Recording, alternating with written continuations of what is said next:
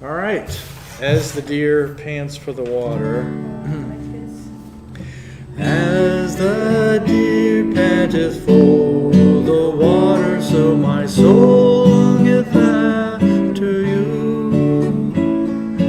You alone are my heart's desire, and I long to worship you.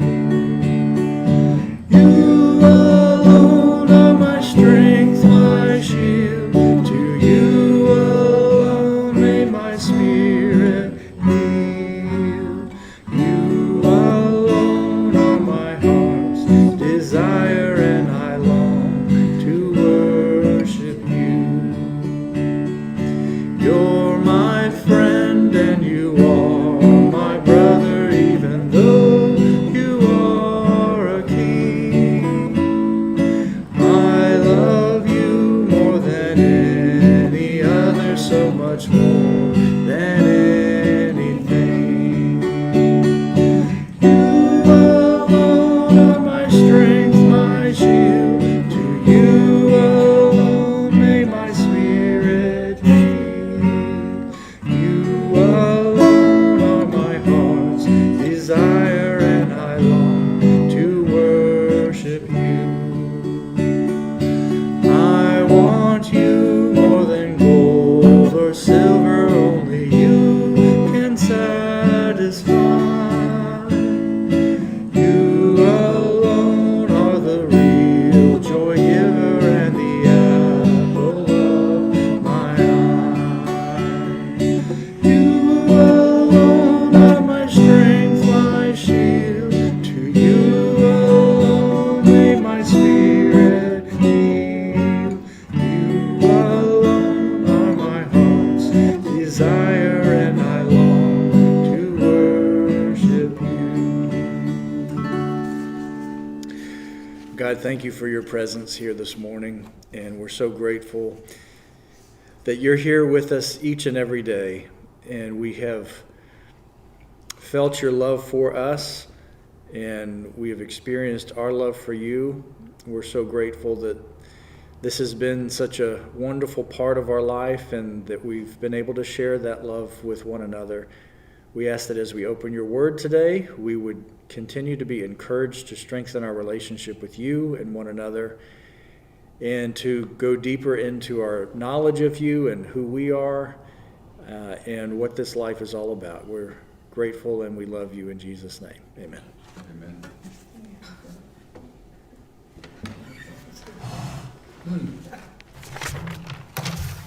All right. Welcome, everybody. Here in person, we've got Judy and Pandora with us already online. Let me close this and open our new one.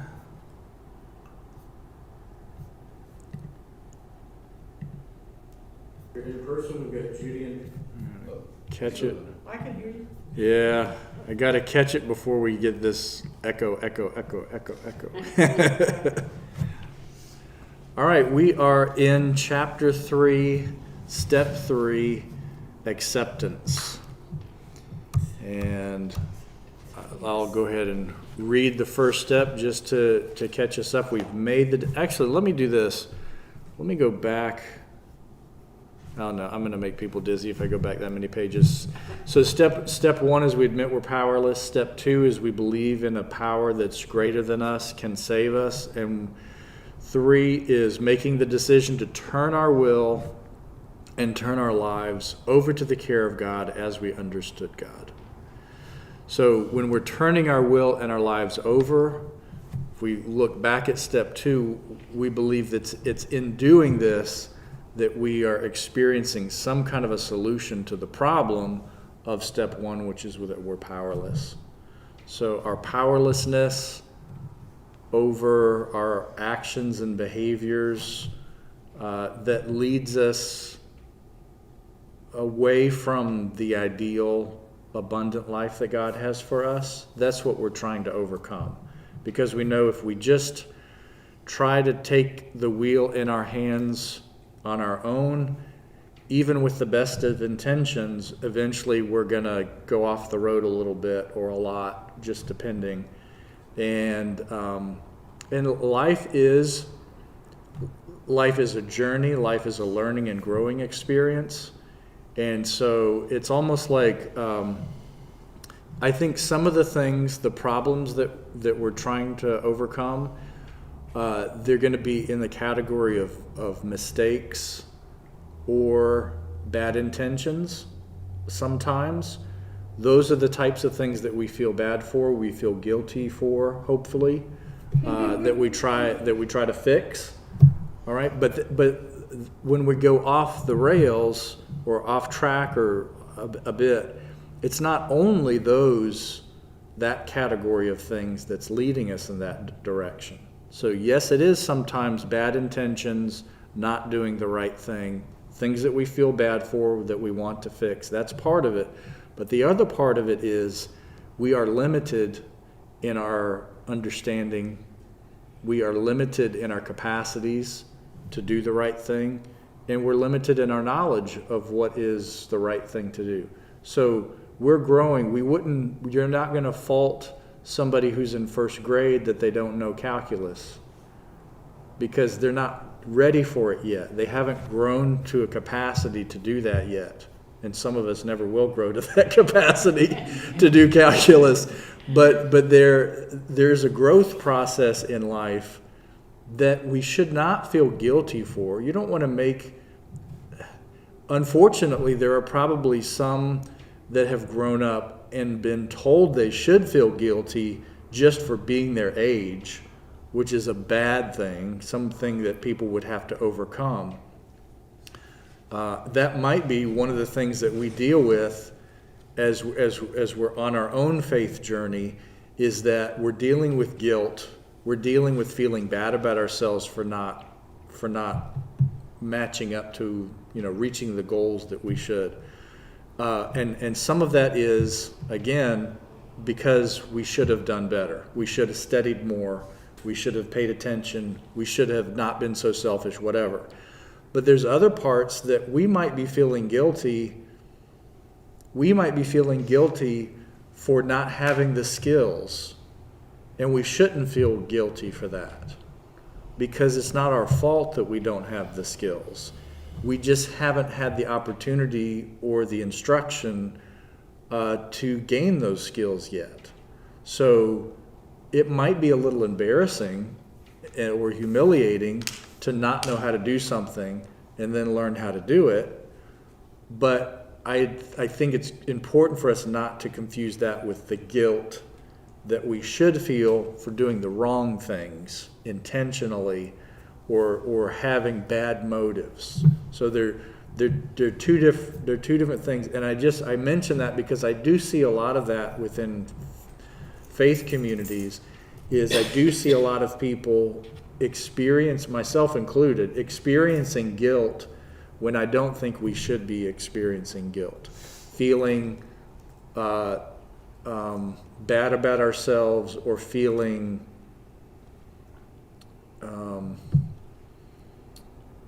like we are of lesser value than we really are. But it's a lot of that is misplaced. Sometimes it's appropriate, but a lot of times it's misplaced, and it's just that we haven't had the opportunity to grow yet. So this is where we should be merciful and compassionate with ourselves and love ourselves and cheer on ourselves. You're doing good. Keep up the good work. And sometimes you have to fight off those demons that are telling you you should be farther or whatever. It's like not all of us are given the same opportunities. Not all of us learn in the same ways. Not all of us get it on the first time. So learning is it's a challenge. That's why the classroom is so messy, because you've got all these people, different ages, even though they're kind of in the same age bracket. Some are more mature than others. Some have different capacities. It's It's good for us to be merciful and compassionate with each other. Yeah. I think there's a cultural change. The culture is constantly changing. In college, I was taught in the 60s. Now I was in college from 62 to 68 because I have a master's degree. But we were taught to speak up if the professor says something. Well, and the first minister I had said, speak up. We're Presbyterian. We talk to each other. Well, it didn't take very long for me to realize that's not acceptable in the culture I was in. But I found over time I've been taught ahead of a lot of other people the minister used to say Presbyterians are dignified, and I don't know, you disagree with some respect for other people. And it went off the rails somewhere. We don't disagree with respect. Right. Absolutely. Right. People were supposed to be learning how to communicate. They just learned, now I should speak up and yell. Right. I coulda, shoulda, woulda done better. Right. Yeah, that's interesting. And that has that dynamic of how to learn does have an element of conflict in it. Oh, yeah. Or an element, we would say conflict or dialogue, and they're pretty close to one another. Eventually, a dialogue is going to turn into conflict, right? And hopefully, conflict can turn into dialogue or whatever. But that's the nature of the nature of learning is being wrong, or learning what wrong is and what right is. And so along the way, we're kind of comparing what we thought of things yesterday to what we're thinking of them today, and there are some things that we take with it. So there's a writer that has been very influential for me named Ken Wilber, and he's a philosopher of he's a modern day philosopher, and he has something called integral theory. So he basically describes and says we all evolve in every area of life, spirituality included. We're always evolving as individuals and as communities. And as we're evolving, what we use for proper evolution is we transcend and we include. So we transcend what we knew yesterday. We find out what we knew yesterday was wrong. There's actually a better way to understand things. But then we also include things from yesterday that are correct, and we bring them along with us. And so what we find is that if we miss either one of those elements, we really won't completely evolve. So it's traditionally the conservative in us wants to include what happened yesterday and in essence conserve what happened yesterday and bring it into today and tomorrow. That's what the conservative is trying to do. We've got it figured out. It's like the pancakes. We've got the pancake thing figured out. It's perfect the way it is. We need to bring that into the future. There's no reason to change that, right? So it's like there are other parts in the way that we live and understand life and the way our society does. We say, we got it figured out. Let's do it this way from now on. That's the conservative. The liberal says, there's something wrong with the way that we were doing it. There's a better way. So we want to transcend what we did yesterday. So we're talking about the classroom etiquette, let's say. So I would imagine the more conservative approach might be students are better seen than heard. And so show up to class, take notes, but it's the professor that's doing all the talking and you're doing all the listening. And that's a more conservative maybe way to do things. Whereas the other part would say, I want as many questions as possible, and I want you to try to refute me as the professor so that I can show you how new ways of thinking. You know, and it's only when we all kind of put it out there and share with one another that we're going to realize, oh, you have a way of thinking and acting and doing that I probably should try, because it's going to transcend where I'm at and it's going to help me to be a better person. So the liberal person is always looking toward progress and advancement and so on.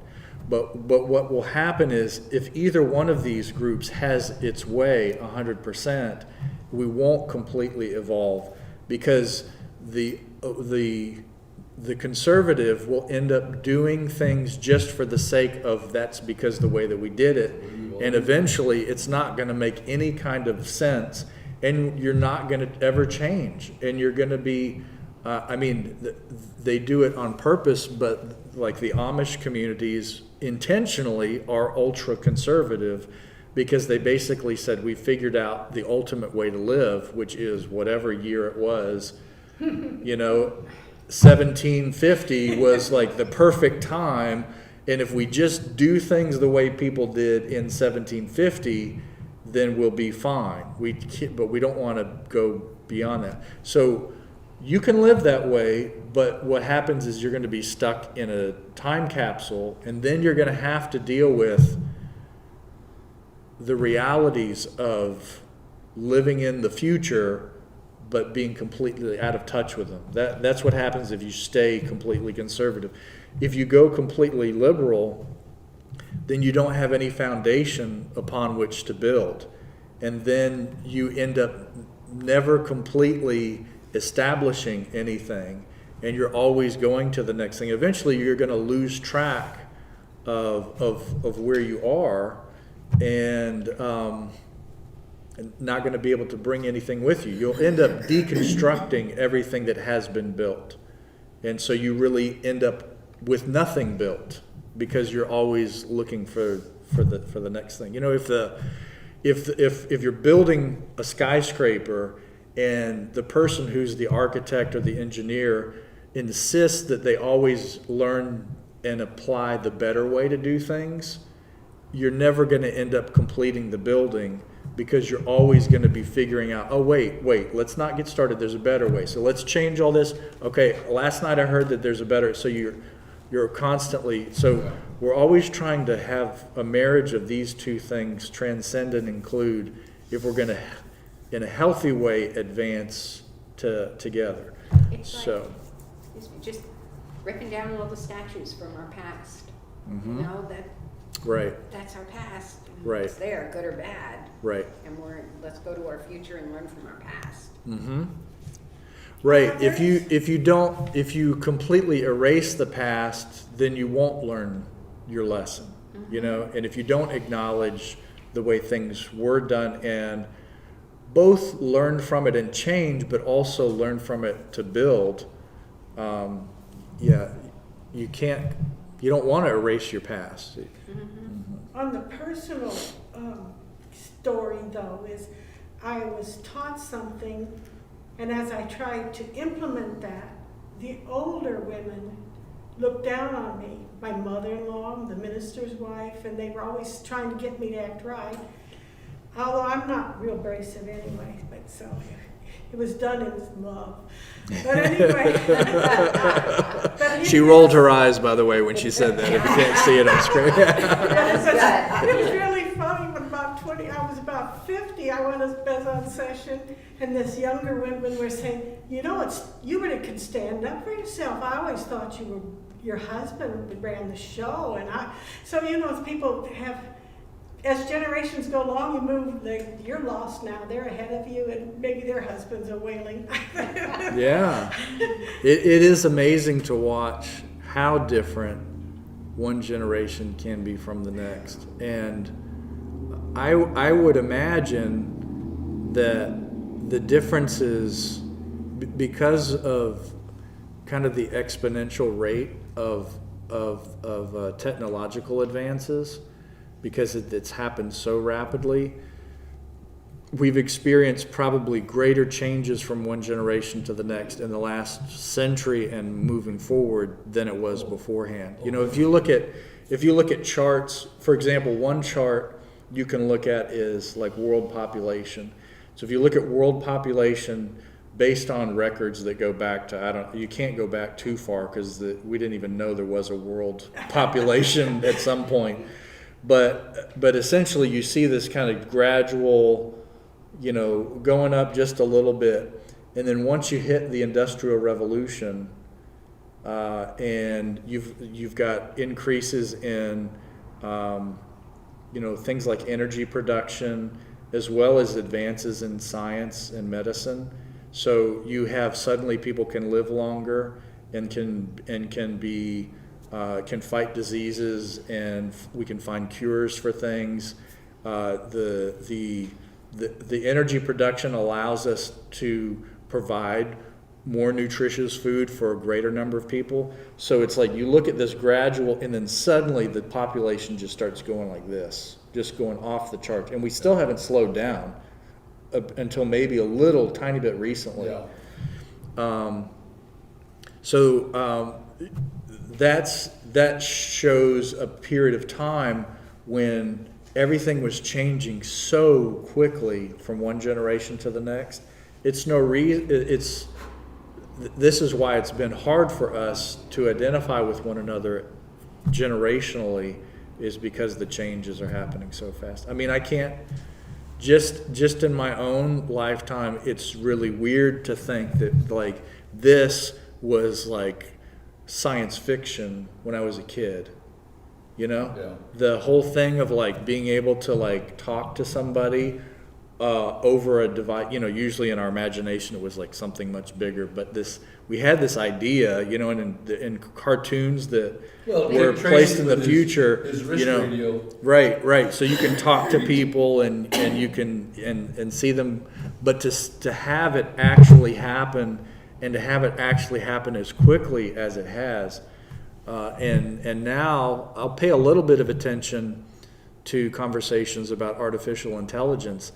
There's some advances now that are crazy. Ian showed me just this was like a week ago. There's a website that you can go to that's maintained by some type of artificial intelligence. You can literally ask this any question and it will tell you an answer. You can ask it anything, and it's more advanced than just like a Google, It's more than a Google, search yeah, result. right. Search result. It's actually like it's smarter than Alexa? It's telling you. Well, it's probably the same type of technology. If you ask Siri something, sometimes Siri will tell you. But this that he showed me is, you can come up with the craziest questions and it'll spit something back to you. So it's another day, and what the future is going to look like for the kids of today and their grandkids. I don't even know. Well, my husband tells me if I'm not more obedient, he's going to run off with Alexa. And I said, it's too late. I already got Robbie, the robot vacuum cleaner. That's funny. That's great. All right. Well, let's get into. Let's see. We're a few paragraphs into our third chapter and third step here. I think it's 1, maybe 2, 3. So we're starting with a paragraph that starts with, "As many have said, what you resist persists." So this is one of the ideas that we left off with last time. As we're going through these steps, as we're recognizing the parts of us that need to change and that we are powerless to change, as we in faith believe in completely with our whole selves that there is a God, that God is connected with us and providing with us through our relationship with God opportunities for us to find healing, wholeness, solutions, and a better way to live. If we are willing to accept and submit our will to the will of God. So this is the part of surrender. This is where we have to recognize if we're powerless over the problem, why do we keep trying? And the thing is, like, we usually keep trying. And oftentimes what we're actually trying is we're not really trying to fix the problem, we're trying to cope with the problem. And that's not good. I mean, some problems, until you figure out how to get through them, you do have to cope with them. When you're going through grief, there is an element of you just need to cope. You just need to be able to get through the day and to make sure you eat and sleep and just do basic things, right? So that's a coping. But then there also needs to be a healing that takes place, which is going to require something beyond coping, and energy and effort and focus is going to have to go to that place. So if we resist the process of completely surrendering our will to God, which you would think it doesn't take any energy to surrender, but I think maybe we end up going in circles so much before we finally do that's where our energy goes. But if we keep fighting it, then nothing is going to change. What we resist persists. I don't quite see that in life. I need a picture of my life and how that would play out, an example, I guess. It's not as super simple to describe. I'll go back to the grief to the grief process. So sometimes, for example, in grief, one of the things that brings healing is to simply allow yourself to feel the sadness and all the other feelings that go with the loss. And oftentimes what we find in grief is we feel like we're afraid of that, or we're ignorant of that, or we're fighting against it in another way, like instead of embracing the sadness, we are still playing the game of, I wish things were different. If this had happened, or if that had happened. So especially at the beginning, I've seen this with myself personally and with other people. When we lose someone, especially if it's unexpected, we'll play this game of trying to keep them alive in some way by living in maybe the more recent past and saying, if I had done this, then life would be, I wouldn't have lost that person, right? So we can put a lot of effort and energy into not simply surrendering ourselves to the sadness. And we're afraid to do it, and rightfully so, because we don't know what it's going to do to us. We don't know if we allow ourselves to start crying and feel the heartache, are we just going to end up a puddle on the floor and that's it? We're just going to, are we going to be able to stop? So in this case, we're resisting our feelings, is that what you're saying? Right, because in order, we can't make ourselves feel something. We can't put effort into, so with our feelings, it's more like we have to stop fighting them and just let them come. And sometimes it means, usually what is recommended is let's get into a group of people that we feel safe with.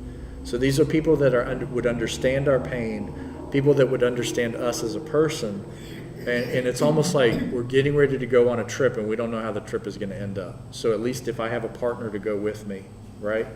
There's a book called Tear Soup, and it's I highly recommend it for the grief process, and it's kind of poetic and cartoonish in a way, but it's basically this woman knows that it's time to be sad, and what that means is I'm going to be drinking tear soup. Tear soup. Tear soup made out of tears, and the way you make tear soup is you cry, and it's the tears that make the soup that you eat, right? And so some of that you can do on your own, but some of it, there's a special person you invite over to your house, and you sit together and you make and eat tear soup together, right? So what that would be is you're making a decision you're not going to resist anymore. You're gonna allow the feelings of sadness to enter and take you wherever they're going to take you. But you don't know, even though you don't know where they're going to take you. The resistance to that is, I don't want somebody to take me where I don't know where I'm going, Yeah. especially sadness, because I can't, I'm not that good. I'm not a good friend with sadness, and I can't trust sadness. So, so that's maybe one example of that. I'm doing it now, Mhm. and it's hard. Yeah. But because I was eating instead of feeling sad, I was buffering. I was Mhm. eating and drinking instead of feeling sad. Now I'm doing the sad, Yeah. and I do not like it. No. No. It's not a place I want to be. No, there's a reason why everybody resists it, is because it's not fun. No. It's not fun. Now, when you have allowed yourself to feel and cry, usually at the end of that, there is a sense of relief. There is a sense of being a little bit lighter. But everybody's timing of that and process of that is so unique and so different. And I think we brought this up before. Sometimes once you allow yourself to cry for this one person or this one thing, what you'll find is that you have put yourself in a position where you've opened yourself to cry about stuff that you either forgot to cry about or had intentionally not cried about. And so it's actually an opportunity for more healing than just for that one thing. But it is something you can consciously and with effort enter into, but it's not a process that you have control over. Whereas the other stuff you do have control over. Eating a bunch of ice cream to not feel, or to feel something good, that you have control over, to some degree. Am I going to get another one? Yeah, I'm going to get another one until I pass out. I keep going. You can pass out from ice cream? Oh, I don't. When my mother and her sister were getting very close to dying, I did go, our church had a hospice late minister come in, and there was a woman there that said her husband died a year ago, and she was so strong and optimistic, and everybody said how beautifully she was handling it. And she said, this is a year later, and that was awful what I did to myself. She said, I am in more grief than anybody I've ever seen, because I kept saying, I just beat above it all, it'll be okay. Yeah. Mm-hmm. And then it hits you. It hit her hard a year later. Right. Mm-hmm. So sitting and entering into taking your friend, having tear soup, that can be very intentional. A lot of the things that happen with grief, for example, can happen when you're grocery shopping. Suddenly you reach for something and you see something and it triggers something and you realize, uh-oh, they're going to need a mop on aisle 6 because I'm getting ready to just burst into tears, and I don't know if I'm going to make it out of the building, So it happens like that too. Yeah, if my former husband that died loved apple pie, and the first time I went to go get apple pie at the store, Right. there was none, and I turned around and there was a guy with a World War II hat. Yeah. I was done. The perfect combination, right? Yeah. Yep. I put my dog down in February. We had her 14 years, and I still avoid the dog food aisle. Sure. Aw. Right. It hurts. Right. I had to go down there a few times for customers and just burst out in tears, and Yep. I'll eat in Publix, and so now I avoid it. Right. Yeah. So what happens with loss is that suddenly we're in a brand new world. We don't realize it at first, but suddenly we're in a brand new world. And in that brand new world, it's everything the same except whatever the person that you've lost has touched or changed is going to be gone. So there's this adjustment to we don't realize how much this person impacted our life. But it's like the way that we wake up in the morning, what we have for breakfast, how we get ready to leave, how we go about with the car. I mean, every little thing has been influenced and touched by this loved one. And so what we're having to do is we have to face loss over and over and over and over again. So at the beginning, it's understandable why we decide to cope and ignore instead of open ourselves to it, because it's just too much. You would have to just take one step at a time where it's like, okay, step one, put your feet on the floor to get out of bed. That's step one. And then it's like, nope, this is not going to work for me today. So I'll try again. So you go back to bed and then you try the next day. Okay, okay, good. Let's see if I can make it to the bathroom. Is like, nope, that's not, So it could be a very slow process. And then we're surrounded by people that don't get it. And there's very few people that do. If you have a special person that does get it, maybe you can contact them and they can help talk you through it or whatever. But so that's one example. That's just one example of, I think, the way that we go through life and learn. So there are things that we learn and grow in our faith that are going to require surrender. And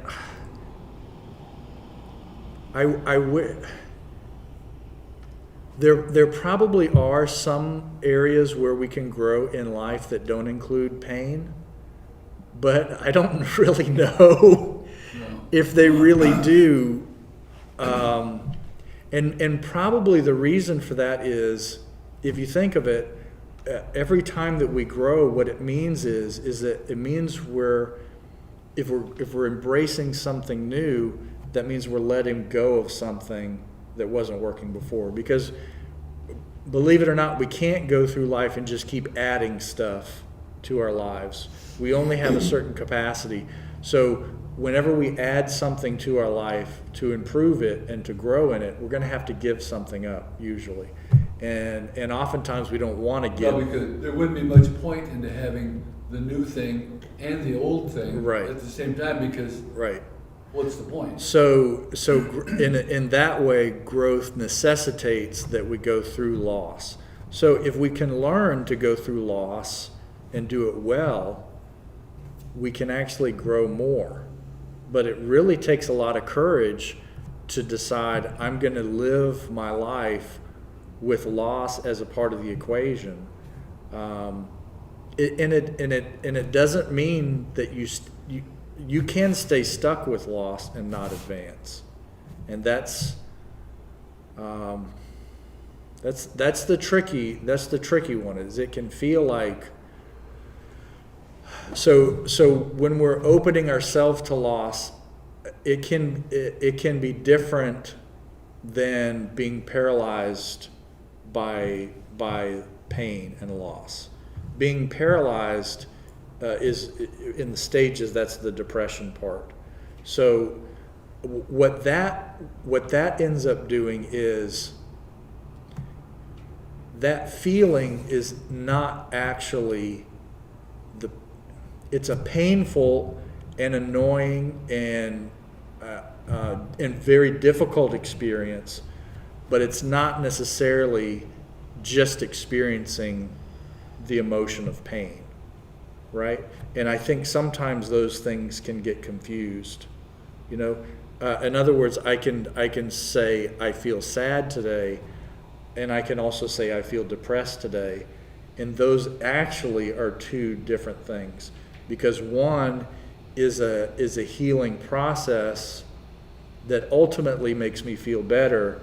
The other is a stuck process where I'm not really moving any direction, and I'm not feeling good. at the same time. So it's important not to confuse those things. So it's tricky because, and I can, I've experienced a degree of depression myself in my life, so I understand.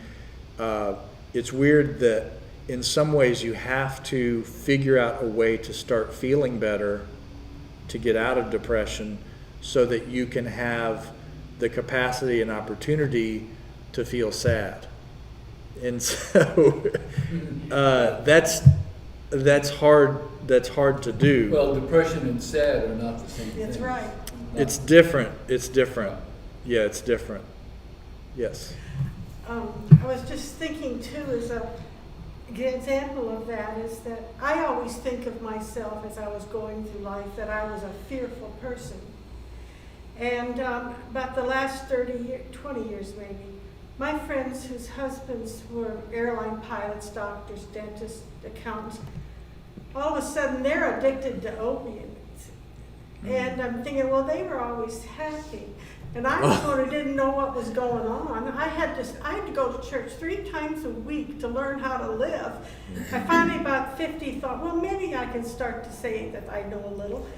But they weren't fearful, and so they didn't go anywhere with it. Mm-hmm. And I felt like Well, if they're addicted to opiates, they weren't then, they are now. yeah. Are you sure they weren't then? Well, I don't know That's why they were happy. Maybe so. Usually, in my experience, usually we're smart enough, we can figure out ways to work our way from one addiction to another. Yeah. So you'll find, for example, if you've ever gone to, you can go to an AA meeting as a support person, and I've done this before, and I'm aware, just because from working with support groups early on after becoming a pastor, there's probably more chain smokers in AA groups than in a lot of other groups per capita, and so and coffee drinkers. So essentially, you sit and drink coffee and smoke cigarettes, so that you can talk about your addiction to something else, right? Now, if eventually that becomes something that you kind of are able to manage, and then you can start working on other things. But just human nature, we can just shift from one thing to the next. We give up cigarettes, and then we start with something else, with donuts or something. Sugar is just as, if not more, addictive than your hardcore illegal drugs. So anyway, we find lots of things. There's how many arcades do we have in our area, and essentially what we do with that is addictive behavior. It works on the same things in our brains. It produces this dopamine feel-good effect. But it's like, and I get it.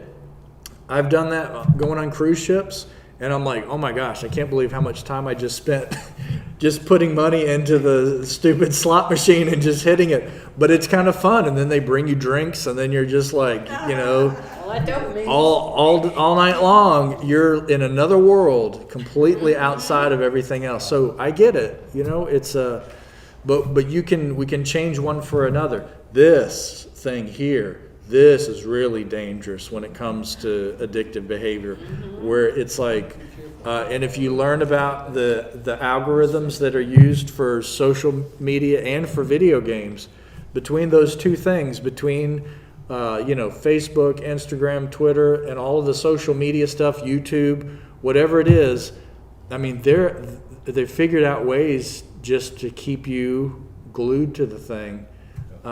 So addictive behavior it's easy to switch from one to another. But ultimately, what we end up doing with our addiction is we use it to resist, and we use it to avoid the real living part, which is lots of wonderful good stuff, and it's lots of challenging, painful stuff too, but it's embracing all of it in a good way. So let's see if we can fly through our chapter here with what we know so far. No, this is So getting really turning our will over is a decision. So it is a decision. It doesn't, God is not interested, apparently, God is not interested in prying our hands loose from whatever we're holding on to. All right, that's not, God may help us by by giving us motivations of different sorts to let go, but ultimately he wants us to make the decision to let go of whatever it is that we're holding on to. So God wants to keep our will and our relationship of interacting with one another, God and us, at a place where we're not just being manipulated. We had a minister once who gave a sermon on one of Jesus' miracles. He said to the man before he healed him, well, do you want to be healed? Mm-hmm. And I guess that's what we need to be Yeah, asking exactly. ourselves. right. Exactly. So there's always a decision in the process, and it's a weird thing, but it's a decision to surrender. So think of just the analogy of holding on to something. If I'm holding on to something, it takes a certain amount of effort, energy, and focus to hold on, and then it takes a little bit of energy and effort to let go, to open my hand. Now, that's a different type of energy than this, and it's a different type of focus. This is kind of a one time, and then I'm going to just keep it, I'm going to keep that open. This doesn't take any energy necessarily to keep it open, but getting it to open from here in the first place does. So that would be the decision. And then there's going to be a tendency that we want to go grab on again. So it does not surrender easily, and usually only when it is demanded of us by partners, parents, children, health, or circumstances. The will itself is our stubborn, self-defeating willingness. That's what has to be converted and handed over. So we will find that God will provide help for us to surrender. It's going to come across like not help at all. It's going to come across like triggering, annoying, distracting, whatever. It's not going to be something that we eagerly embrace. I think there are some things like for example, if we're in a place where we start singing our heart out and we just love this song and it's a song of joy and praise, we can enter into something like that and we can have a transformative experience that betters our life and grows us. We can, see the sun come up or go down in a way that is like, I remember when I was driving back from California, going through Arizona and New Mexico, the sunsets and the sun rises were just like, whoa, just this amazing colors that I wasn't seeing here, these purples in the sky on both sides. If you're driving into the sunset or away from the sunset, the horizon just all around you is this beautiful color. Those things can be transformative and help us to grow too. And those are not painful and challenging and things like that. I mean, I think we have to surrender to just enjoying it, and give ourselves to it and stop being distracted by other things. But these a big part of the growing is the painful, challenging part. And usually we don't surrender right away. And usually it does take pressure from people around us and circumstances to finally get us to give up or surrender. I have run into people that have given me a really hard time. For example, when my mother-in-law died, within 6 months, a woman had gotten my father-in-law to marry her because she was a social, and he was so lonely, even though he worked 8 hours a day with us. But she was a person that had been married 7 times before, always got the husband's property in the divorce. Wow. And I could feel right away before I knew all this, there's something wrong with her. And I tried to talk to my Sunday night book study group, and they said, "Oh, you just are prejudiced against Southern accents," because I am from the North. Making up stuff that I wasn't right. But anyway, when a year later, just about the time she practically killed him with keeping him up all night, the judge wouldn't let you. She got $100 a month as alimony, so she wouldn't sue again. He said, "I'll never see you in this courtroom."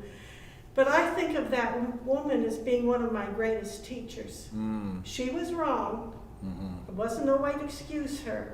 But I learned from that woman so much, but it's not wrong for me to say what I'm thinking and feeling.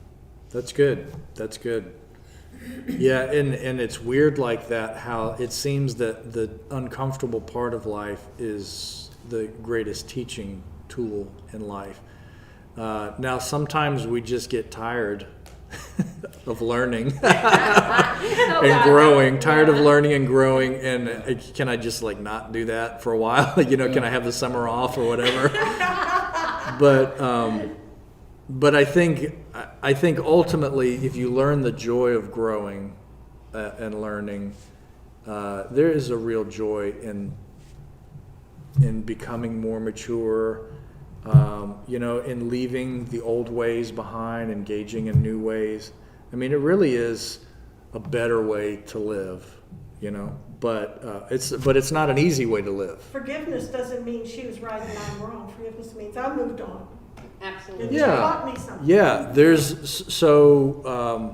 acceptance is key. Like when we look at the stages of grief, acceptance is key. This is a step of acceptance, and I think forgiveness is acceptance, essentially. Doesn't mean we need to be good friends anymore. It just means you're not gonna hold on to it anymore, and you're gonna say, You're not gonna let that person control you. Not even be in my life.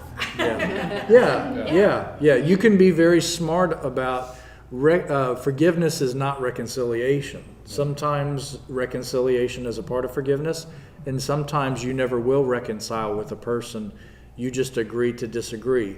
I think we should live our lives where we don't Ever see interact each again. other or acknowledge each other's existence ever again. We move on. But Well, those that make you mad control you, because Yeah. if you walk into a room where a person is that you don't agree with, you walk into the room and see them, you instantly get mad. yeah, They have control over you whether they Right. know it or not. right.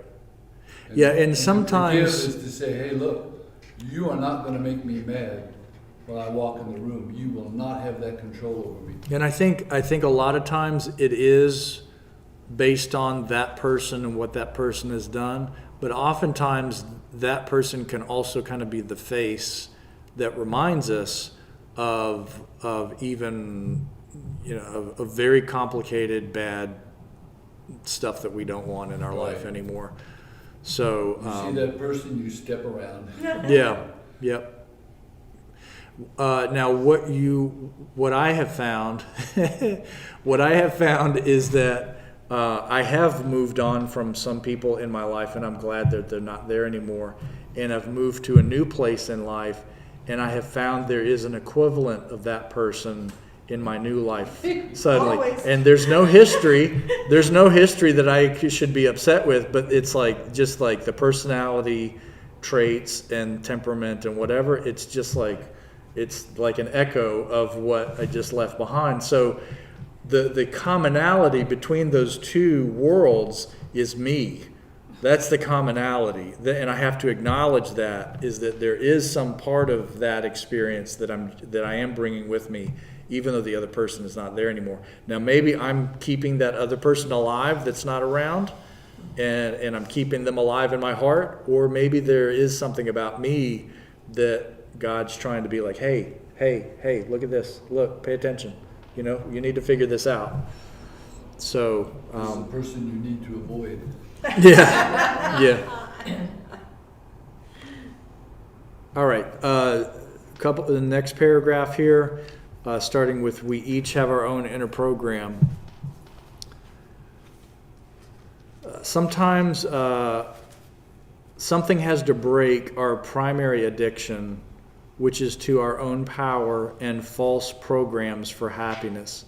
So we were talking about how you can switch between addictions, right? So the primary foundational addiction that we all are dealing with is our own power and false programs for happiness. So we can be addicted to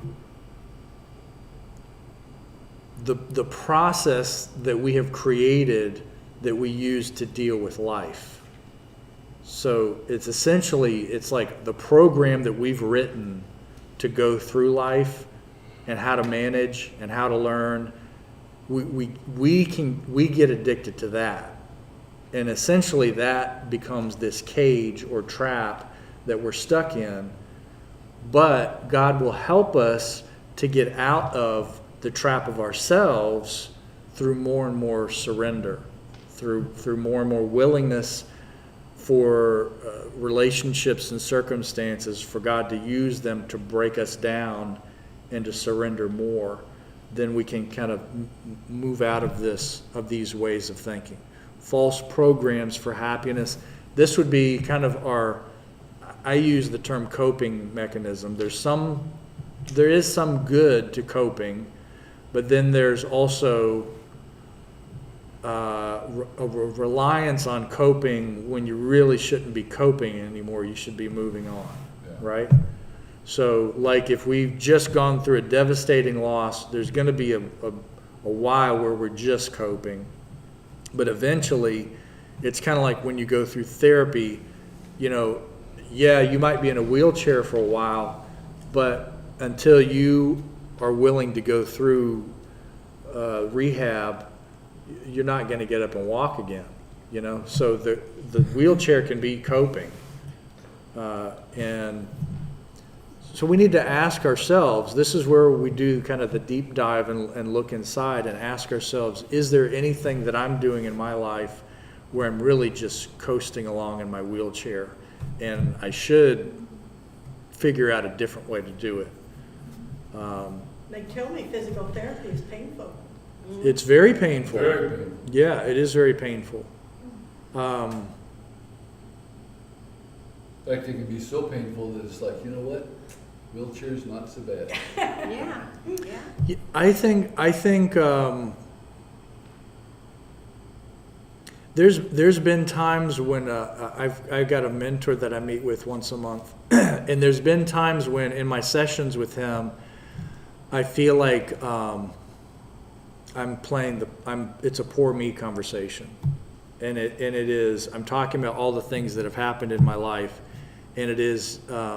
I remember one of my mentors commenting something like, are you feeling sorry for yourself? I'm like, I guess I am. I'm kind of whining, a Kind bit. of a pity party going on. But then there's been other times when I've been in conversations with a mentor where I'm reminded when you are going through some very significant growth, where you're making changes that you've never been through before, that can be very uncomfortable and painful, but you're going through something that ultimately is going to be very good for you, that you're really going to be happy that you went through. And so it's hard to kind of know, am I growing today, or am I just having a pity party today? And maybe it's a little bit of both. I don't know. I talked to my future self. I said, okay, in 6 months, Right. That's good. I'll look back and this is my future self's doing okay. Good. Yeah. That's good. Yeah. That's good. Just this week I read somewhere, maybe it's even in this book, but I don't think so, that we can't help other people because we don't know their situation and where they're coming from, so we have to let them have their pity party, I guess. Although I'm almost 80 years old, I have friends and relatives who for 75 years have had the same pity party, and Right. nothing has changed. They're having fun, I think, and I'm not listening to the negativity. So Yeah. You have to, it's not a, I guess what I'm trying to say is there's not an answer for everything that's Yeah. had. Complaining, okay, so there's a term that we use I think it's a relatively contemporary term, venting. We use the term venting. So I'm just venting to you. And venting means you're basically complaining.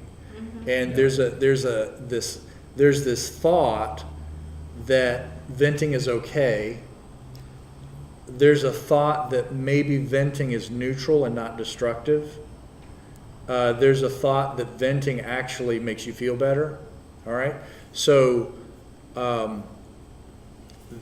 venting is something I think that we have to be careful with, because if we use it as a way to look at ourselves and to bring about change, then it can be a good thing.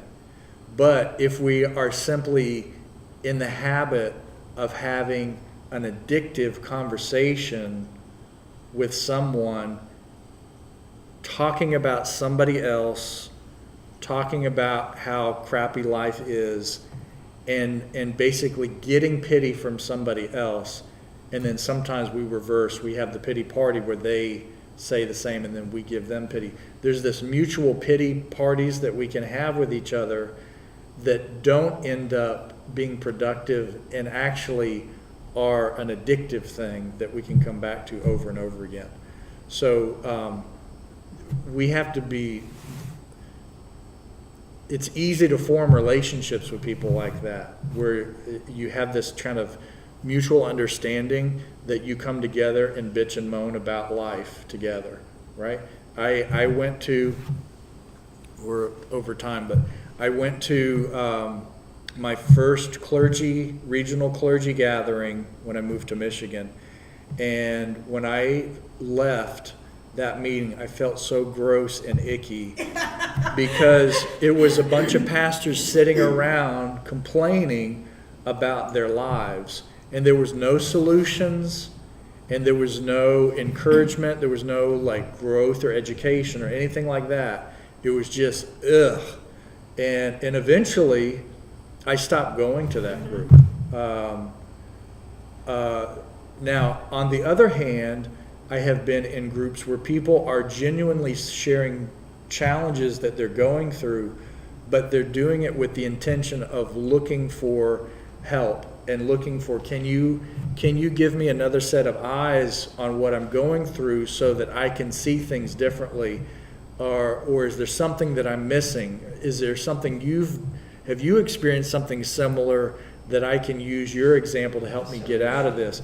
So those kind of gatherings where you're sharing your crap with each other can be productive, or it can be this really, and these other pity party groups, they're very addictive, and people can form these relationships and they have a bond. It's like, but at the end of the day, it doesn't help. It actually makes it worse because you're just staying stuck.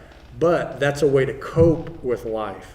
I'm going to go through my life, and then I'm going to go get on my phone with my friend, and I'm just going to complain about all the people in my life, and I'm going to complain about my day, and then I'm going to vent, which venting is okay. And it's like you don't realize that you just made things really bad for yourself. So it's hard. It's not always easy to tell the difference between the healthy way to do that and the unhealthy way to do that. But one essentially is coping and being addicted and going in circles, and the other is going to be something that improves your life. I want to add a dynamic to this, though, that as a farm girl, I rode to school 20 minutes to town on a bus. And kids on the bus would be fighting each other. And then some guy came up too close to the bus driver and he was yelling that the bus should go faster. And of course, he got mad at the kids because they were making faces. And then, of course, he'd give the kids one finger. All those kids who were fighting were not comrades against the driver. Yeah. And I thought, oh, I see that in politics today. Sure. We're getting camaraderie for how much we can hate each other. Exactly. We're falsely boosting each other's egos and supporting each other, and it's we confuse it with love. Love is something that you speak the truth in the middle of, right? Speak the truth in love. With those kind of groups, you don't speak the truth to one another. In fact, you agree to lie to each other That's right. in a way.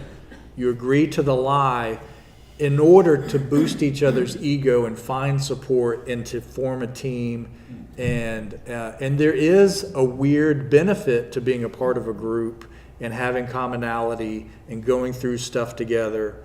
There's a certain benefit of that, but you have to look at it really carefully because it can be like a cesspool instead of a healthy place to grow.